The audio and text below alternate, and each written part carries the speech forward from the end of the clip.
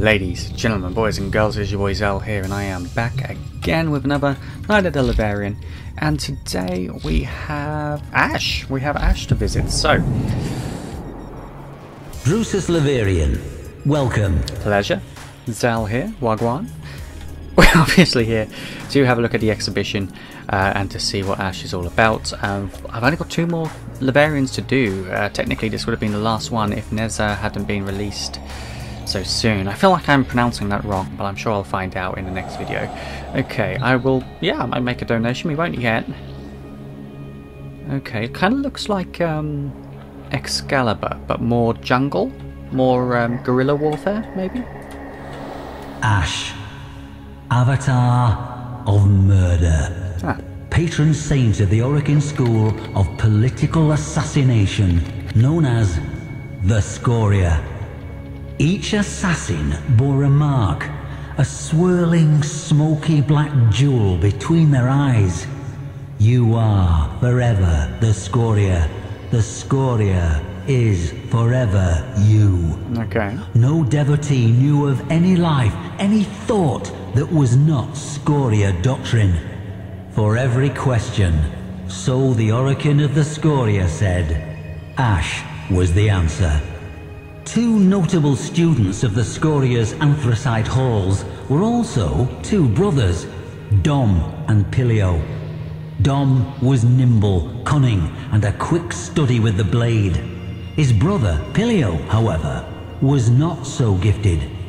While he idolized Ash, worshipped him, Pilio lacked Dom's grace and clarity, and Ash's ruthlessness. However, it was Dom who'd been captured by the very target he was tasked to kill. I see. A sin unforgivable to the Scoria. A rescue mission? So it fell to Pilio, the lesser, to uphold the Scoria by taking Dom's life.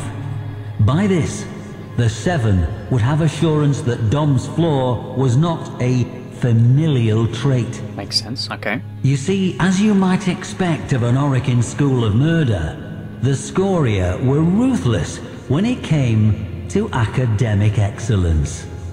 With Dom dead at Pilio's feet, 2 essential killings would have taken place.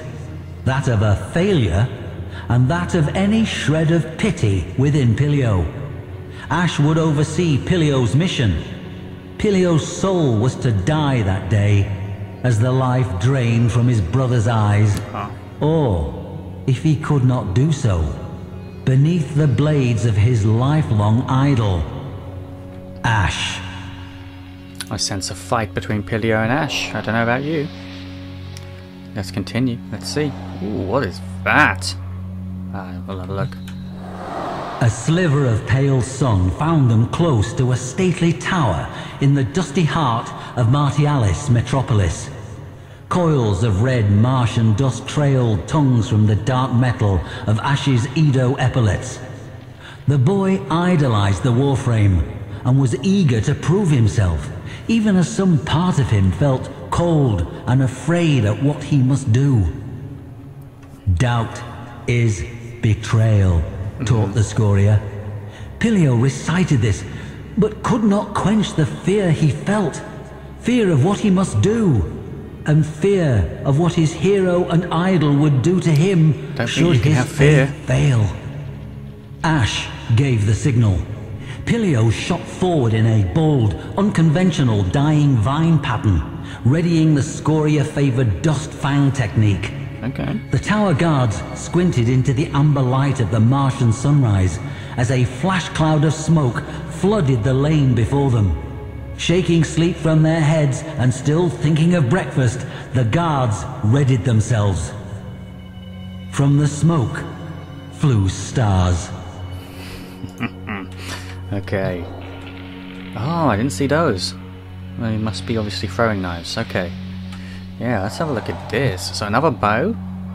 Okay. Oh, not just a bow. Hold on just a minute there. We have a rifle. We have a rifle as well. Staring into the lifeless eyes of the guardsman at his feet, bile rose in Pilio's throat. The boy berated himself, this weakness, this disgust. Yeah. Touching the symbol of his order, the smoke gem between his eyes, he muttered a prayer for strength. Stepping over the carpet of bodies, Ash crept into the courtyard, knowing full well the 50-strong house guard would show itself in force. With a sudden clatter, reinforcements lined the courtyard walls, balconies. The Scoria had a saying, "You are immortal. One mistake makes that otherwise." Ash had never made a mistake. Here were 50. With one swift movement, the Warframe swatted the boy into cover, unslung his Corster bow, and sprang into a flawless grey chrysanthemum combat solution. Shame reddened Pilio's face as the courtyard lit noon bright with the glare of 100 muzzle flashes. His blade dry in his hand. Oh, he didn't help him. He didn't help Pilio. Did he freeze then? I mean, he didn't help Ash. Did Pilio freeze then? Is that what happened? Doesn't really say. It looks like he just... Ash just took it upon himself to get him out the way. So I wouldn't say that's Pilio's fault, but maybe Pilio shouldn't have the guts to stand up and fight. Who knows? Ash methodically met and disassembled each and every guard, mezzanine to mezzanine, a masterclass in the correct choices of stance, kata, technique and attitude. Bodies rained into the courtyard. Wincing, the boy looked away. Okay. Within minutes, 50 corpses lay at their feet. When Pilio felt Ash's shadow fall across him, he forced himself to look, trembling. Oh dear. Ash's inscrutable gaze pinned him. Chest tight, breath terrified and quick, Pilio forced himself to stand and face his assessor. He could not look at the bodies.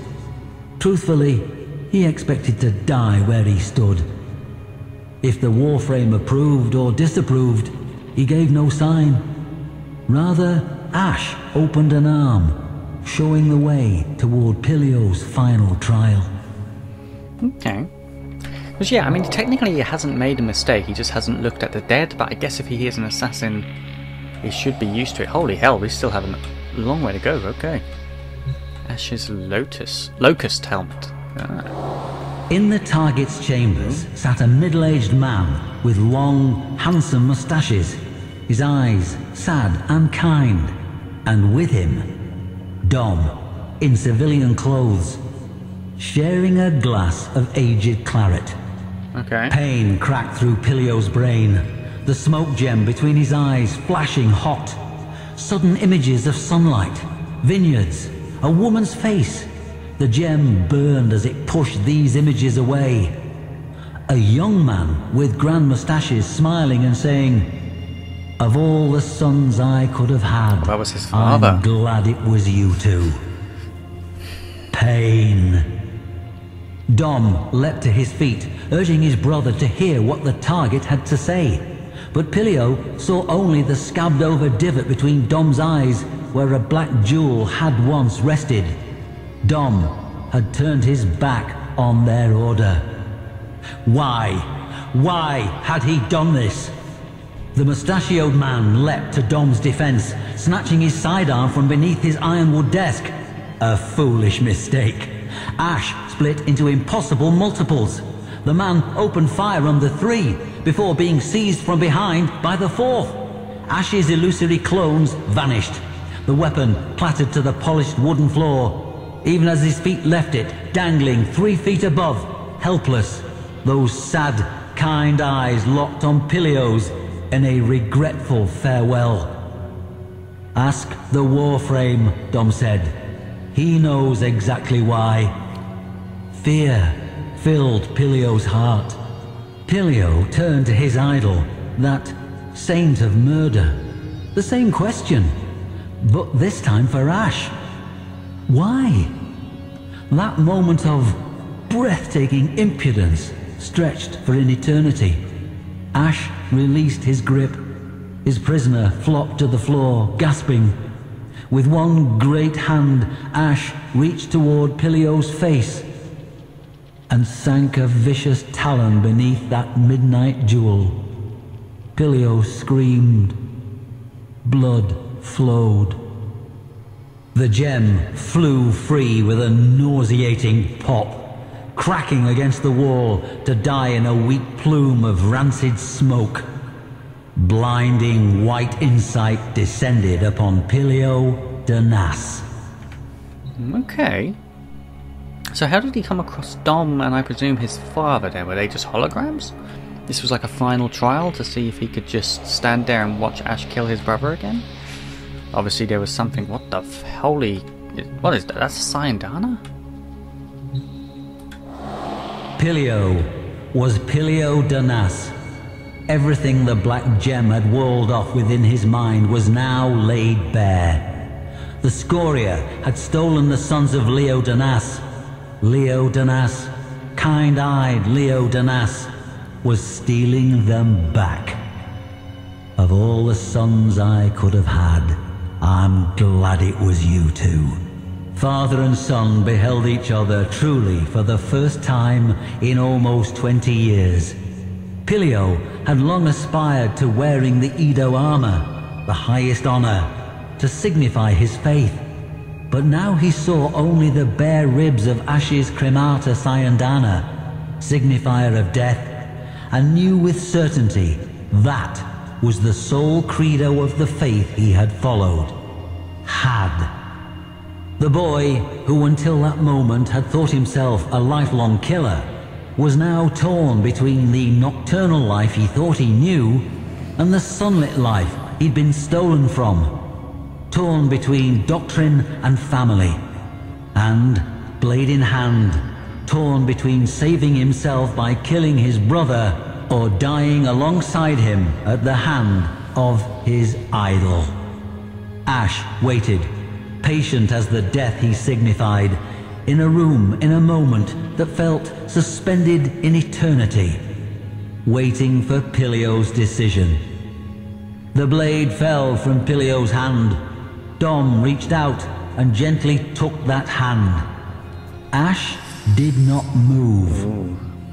Leo Danas swept his boys up and out of that room, and, as a family, they fled the tower, the city, and Mars forever. Ash did not move.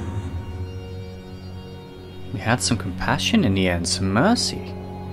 I'm hella confused because I thought Pilio killed his brother at the beginning, or unless the story at the beginning,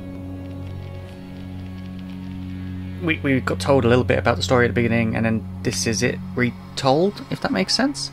I'm gonna have to probably go back and have a quick look at the first one. Okay, so he gave a little bit of mercy, so he's not a monster. Where's the black gem? Have you got a black gem? Can't see a black gem. Oh, is that it? On the side of your face? That might be it. 2 black gems? I don't know. I don't know. Okay, well let's see what this has to say. So, what are we to make of this? Why did Ash, focal figure of the Scoria, go against doctrine and permit 2 boys who were both failures and traitors to fly free? Yeah. What was it this killer saw in 2 near orphans that, shall we say, softened his heart? We do not know. Neither did Pilio, whose memoirs bring us this story. But we do know this. In the final days of Orokin rule, as towers fell and death came for the white and gold gods, the Scoria were not spared. Okay. No. Rather, their senior ranks, the mentors and chief assassins, were exterminated to a figure in a pogrom of ruthless and breathtaking efficiency. A near total destruction, led, in the main, by Ash. Curious? No? I love these stories. I love these stories. They're really, really good. I really love them. Okay, so he was part of an elite assassin, political assassin group. And when it came for the Orokins to be wiped out, he also destroyed the senior ranks, the mentors, the chiefs, and probably let all the smaller assassins go, like Pelio and Dom. Curious, yeah, it is. It is. Maybe he didn't like what he was doing, but I don't know. I don't know. That's a cool story. That is a really cool story. Let's see what his abilities are, because Ash looks pretty... Tenno, balance of power continues to shift. Navigation is marked with new invasions. New invasions? Good God. Okay, let's have a look. So, blade effects inflicted on enemies do 25% increased damage and last 50% longer. Launches a spinning blade of pain, dealing high damage and impaling enemies to walls. Did it? I can't see the wall. I mean, I can't see the impaling to a wall, but fine, I'll take your word. Drops a smoke bomb that stuns enemies and obscures their vision, rendering Ash invisible for a short time. Nice. Ash teleports toward the target, bringing him into melee range and making enemies vulnerable to finishes. Okay. Nice. That's a good way to play. Oh wow. Yeah, that's lethal. Blade Storm. Project fierce shadow clones of Ash upon groups of distant enemies. Join the fray using teleport.